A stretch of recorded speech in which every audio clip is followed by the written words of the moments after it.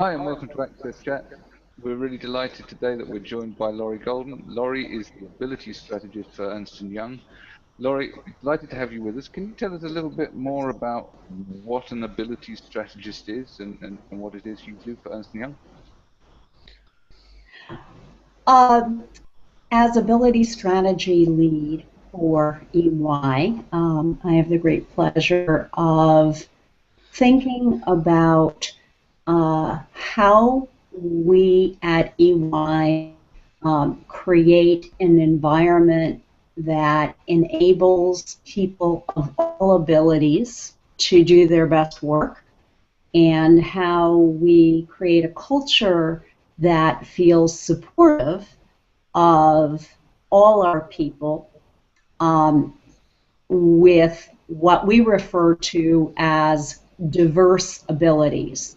And our definition of diverse abilities uh, is that we all have a range of abilities and disabilities. And rather than categorizing people as typically able or differently abled, or with disabilities, we see abilities as a continuum that all people and all our people at EY move up and down throughout the life cycle. So rather than focus on what people's abilities are, we focus on what we need to do as an organization in order to maximize the talents and the skills and the personal attributes that allow our people to create real value for our clients and value for the firm.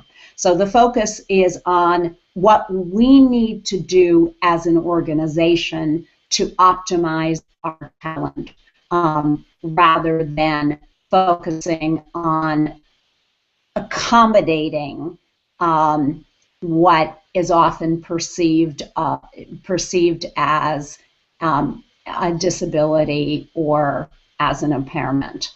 In terms of what that means day to day for my job, I lead efforts around educating our people on abilities related issues, developing tools and resources and communications and awareness efforts to have our people be more familiar and more comfortable, so we can create a more organically, if you will, respectful environment, collaborating with different groups in the firm to advance accessibility and our tools and our technologies and our resources and our communications, and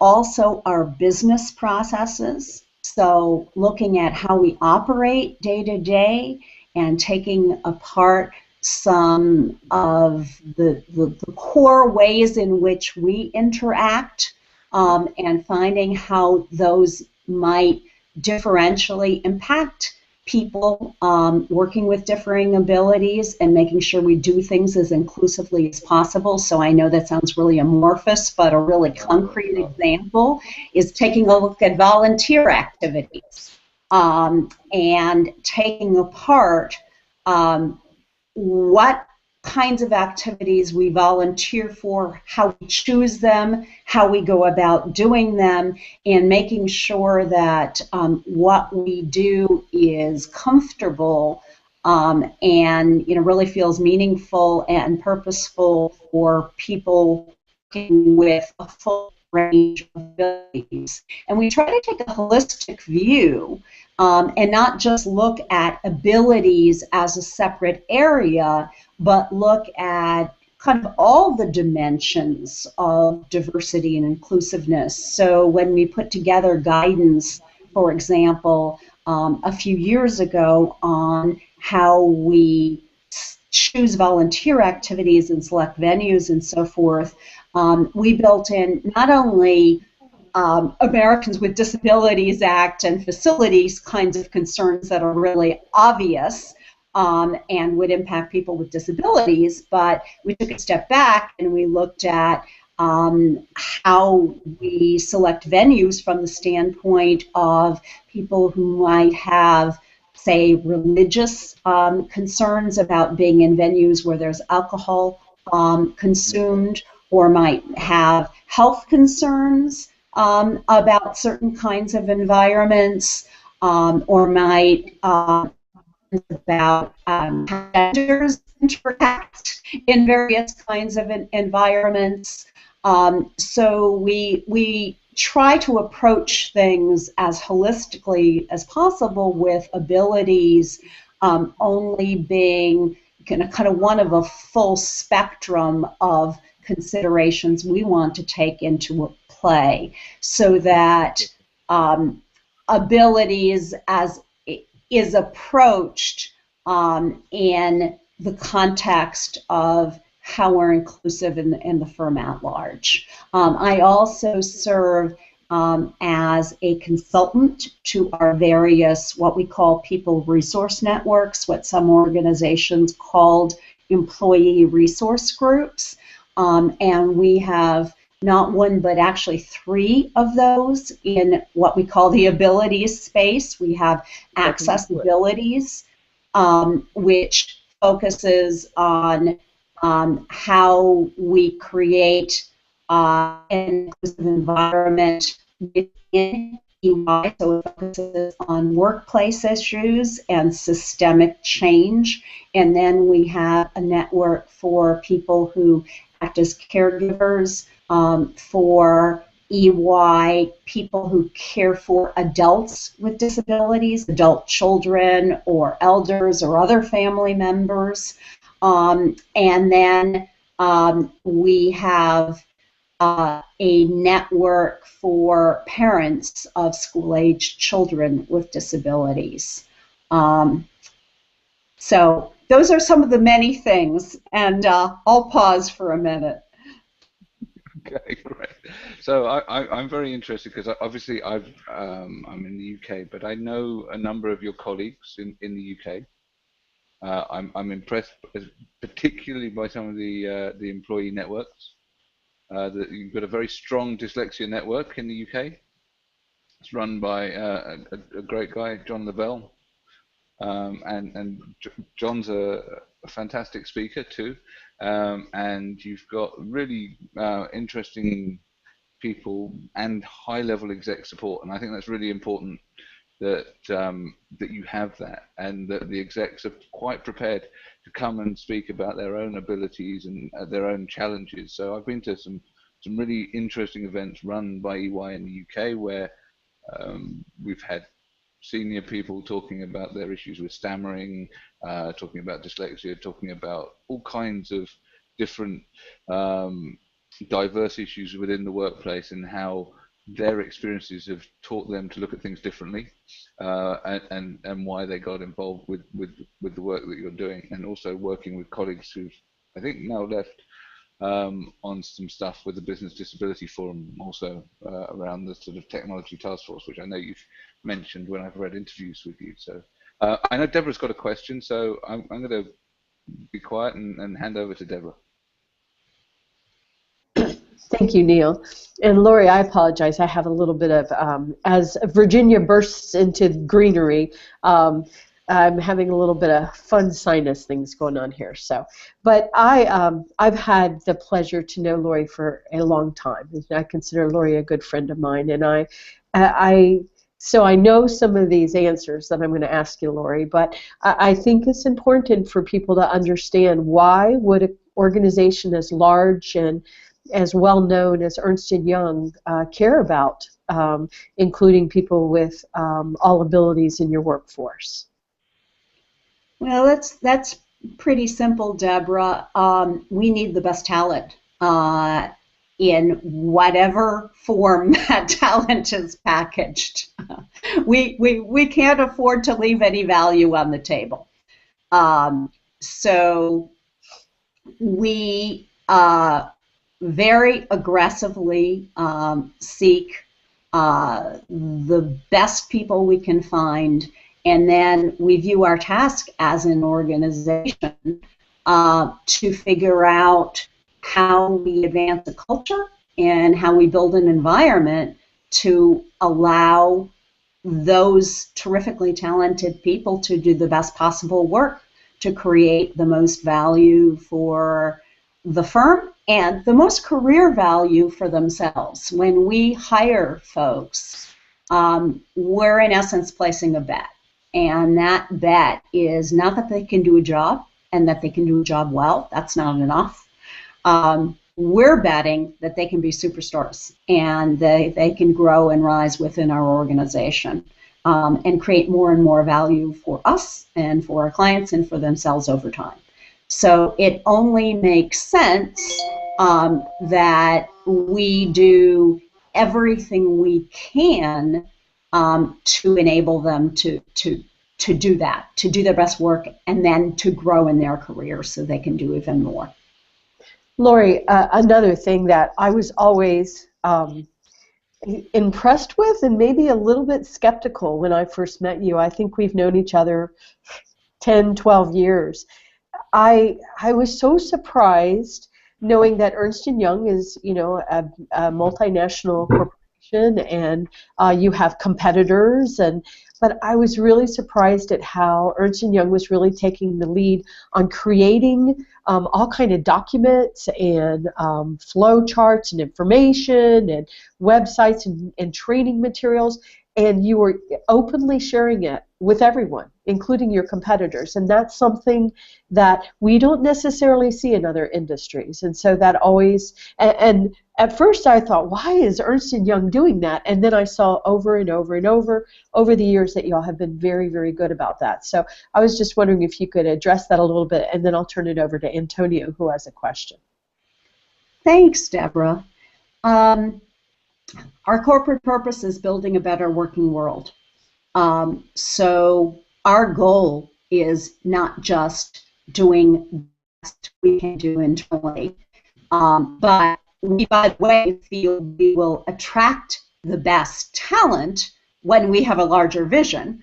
But our larger goal is to mobilize our people to do the best they can do by having that larger purpose. And that purpose is being the best we can be within our organization, and aggressively, and I use that word, you've heard me use it over the years on purpose, aggressively sharing it with everybody we possibly can, and by playing an active role as we can in making things better within our communities and within the world at large. So we look for opportunities to do that.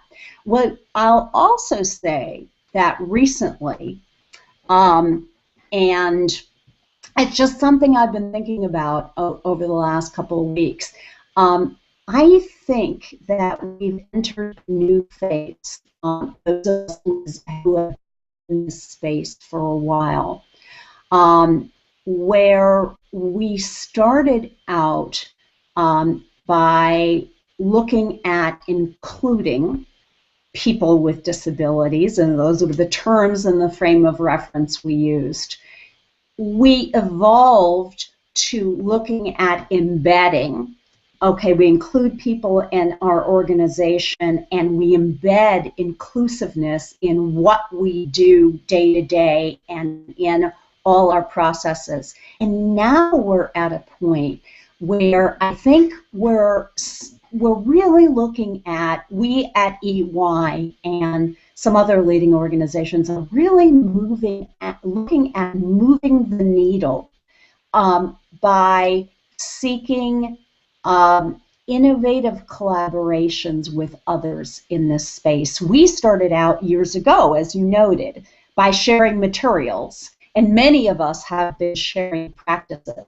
But we're now at a point, and I'm really excited about this, where when we come up with a program or idea, we're not doing it ourselves. We're doing it and we're seeking collaborators among other employers and in some cases among competitors. A great example is about 2 years ago, we worked together with another large company, with a large financial services company, to form a financial services roundtable in New York of financial services leaders who are very active in the disability space.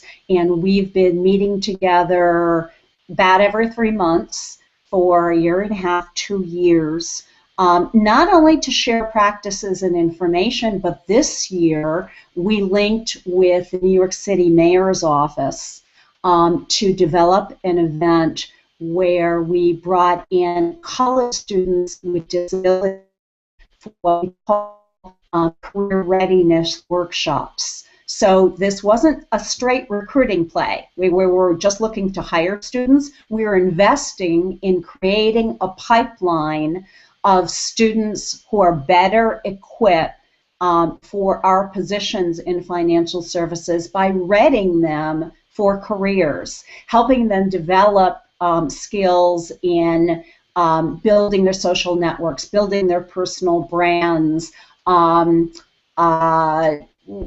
building good resumes even while they're in school and so forth. And instead of just doing it EY with the city, even though the city approached us, we went to the roundtable and 10 companies got together as an industry to create value for around 100 students from throughout New York City. It was extremely successful, and now we're looking to take the lead at EY to expand it as a model to other cities. So I think that's a sea change in how we as an employer community begin to approach things. Neil, I know you had a question you wanted to do before Antonio, so we'll turn the floor over to you, and then we can turn it back to Antonio.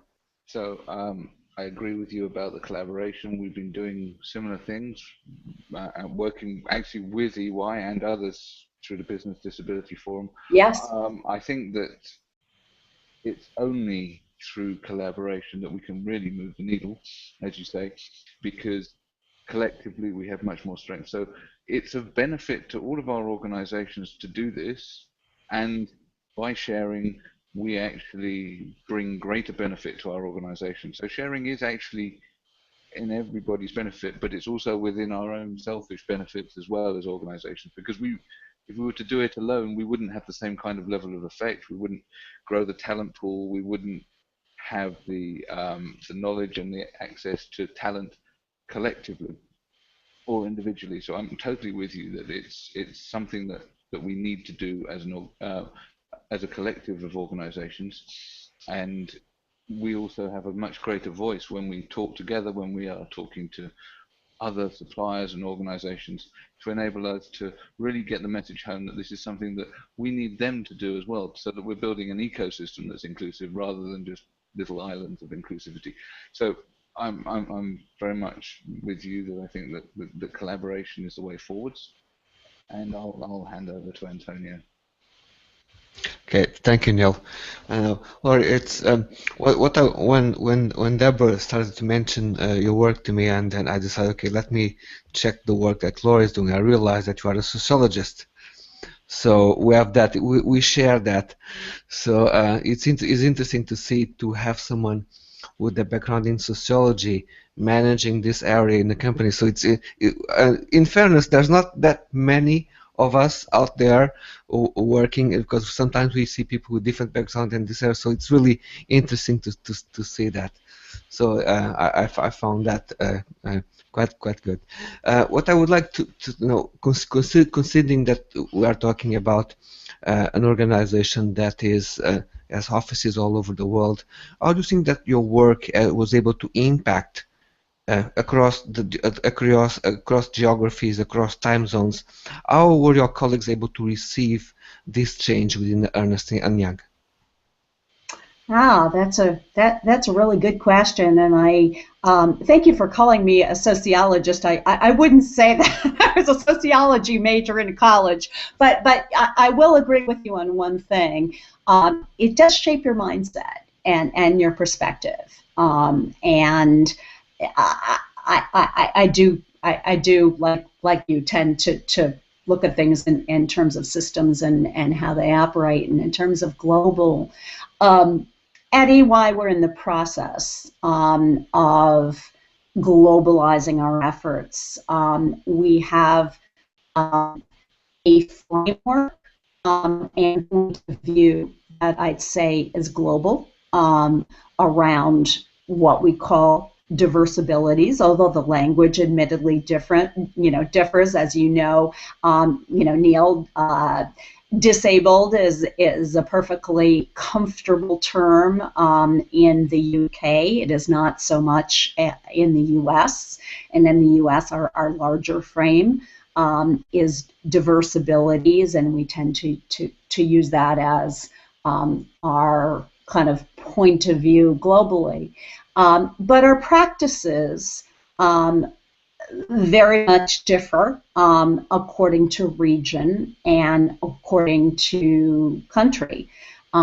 We share quite a bit globally in our European area, in Europe, we call it EMEA, Europe, Middle East, in Asia, quite a bit with our Asian Pacific region, and there are pockets of different kinds of activity in different areas of the world. So I'd say we're not fully globalized. We're in the first stages, and I'd say that first stage is developing a global perspective and a point of view and commitment and a framework. We're addressing technology, for example, and increasingly addressing, though not totally there yet, our communications more globally, but our practices, our resource groups, pockets of innovation, innovative programs are not globalized yet and probably won't be. So our thinking to some degree, our practice sharing is global, the practices themselves and the on-the-ground efforts are still regional and localized.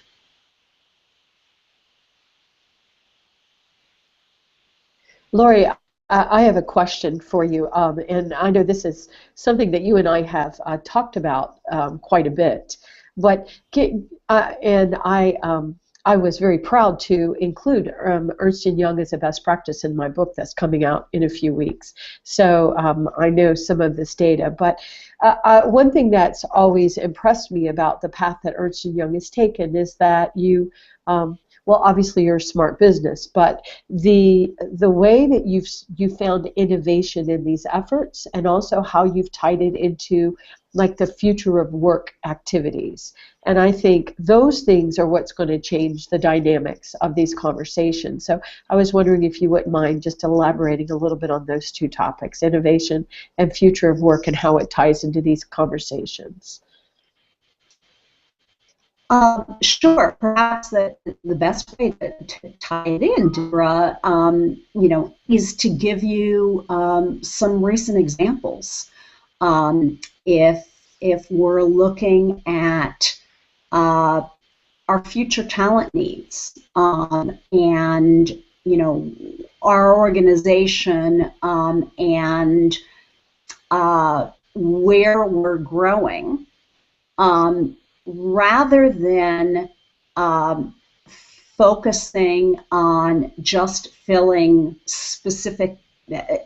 positions in a kind of opportunistic one-on-one way, and we already do that, making sure that our processes are inclusive, and that we train recruiters appropriately, and that we've got systems from the time that somebody applies right through the career cycle with us to support people working with differing abilities. That's one piece.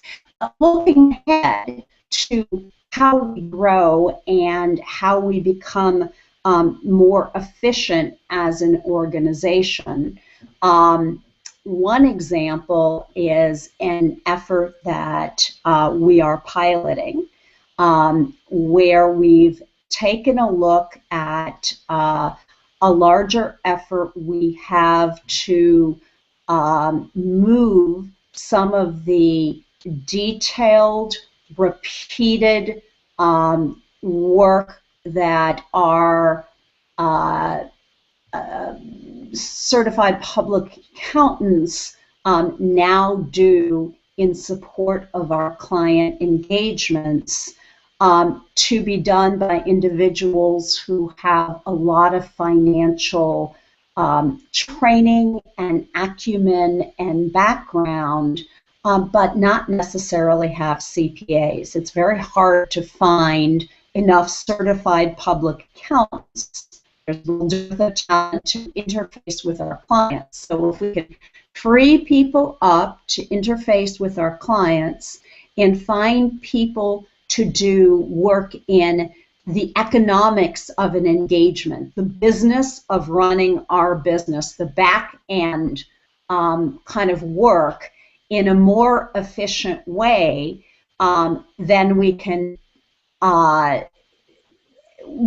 free up some of our most scarce talent, and we can make our operations more cost efficient and more effective. So we have a pilot effort going on to specifically recruit and train people with high functioning autism to work in a center of excellence, doing some of that engagement and economics, engagement economics, and administrative roles. And these are very high-functioning professional jobs. They require college degrees or the equivalent, and real proficiency in data and basic mathematics. But as you know, there's a huge unemployment rate among people on the autism spectrum, upwards of 85%. And there's a huge dearth of talent and a huge need, not just at EY, but in many, many companies, to do data analytics kinds of work. If you had to look at the pockets in our economy where there are, huge growing talent needs that are hard to fill, you'd look at IT, you'd look at data analytics at huge growth areas, and we're no different. So rather than just hiring people with high-functioning autism to do any work, or we may have jobs here and there, we have a scalable model here where we have dozens, and over time we'll have hundreds of positions that can be fulfilled by people who we can specially source and specially train. And rather than just fill jobs here and there, that's real potential to move the needle and to make a real impact for the firm in our efficiency and our quality and our effectiveness over time, to really fine-tune our business model and have what amounts to a real disruptive innovation, as well as move the needle on employment. So that's one example. There are other examples. We recently collaborated with one of our largest clients who approached us about doing a pilot effort at National Technical Institute for the Deaf to run a cybersecurity boot camp for students who are deaf and hard of hearing. National Technical Institute for the Deaf and Rochester Institute of Technology have terrific information technology programs, and they have deaf and hard of hearing students coming out of those programs who face challenges getting employed, even though there's a huge need for computer forensics and cybersecurity professionals. So we collaborated with them and then recruited about a half dozen other large companies to participate in what was a very successful pilot effort that we now plan to expand. Again, a way of getting diverse talent that we might not otherwise find as readily into our organizations, as well as moving the needle in not a small way, but potentially a really significant way on employing a population that's facing specific challenges. Okay. I know. Before I close that Antonio's got a question, and I've got one question as well. So we've not got long. We've only got a few minutes left. So I'll hand over to Antonio before we close up. Antonio? Okay, thank you, Neil. Laurie, you were mentioning about training recruiters. This is a topic that we have debated on in AXSChat with other guests. And I have discussed that topic with recruiters in Ireland who are always searching for talent, and it's quite difficult to find people to fill the needs of certain jobs. And when we have these conversations, I realize that sometimes the topics that we're talking here today about hiring people and having accessible processes is something that they don't really quite understand yet. So if we look to someone that is trying to identify and try to bring the best people to the organization, what type of suggestions would you able to give them in order to make sure that they create an accessible process when they hire new employees? I'd say the very first step is to inventory your processes. So from the beginning, if you have an online application process, you want to do an accessibility assessment to see how accessible it is with assistive technologies. You also want to look at kind of each step in your recruitment process from that application process, and by the way, you've always got to have a backup, even though you may find through testing that the online application process is accessible. There's always got to be kind of a way out. You've always got to provide a number of mechanisms for individuals who may have some technology issues to troubleshoot. Whether it's a mailbox or a phone system to call in for some troubleshooting assistance. So one is you kind of want to check for baseline accessibility at each stage. Two is you want to have backup systems and several backup systems to give people choice and a variety. And a way to troubleshoot if your kind of primary points of contact aren't working properly. You obviously want to educate your recruiters. And one thing that we find at EY very helpful is not just educating recruiters, not just training them, but giving recruiters real experience interacting with candidates and with people with disabilities.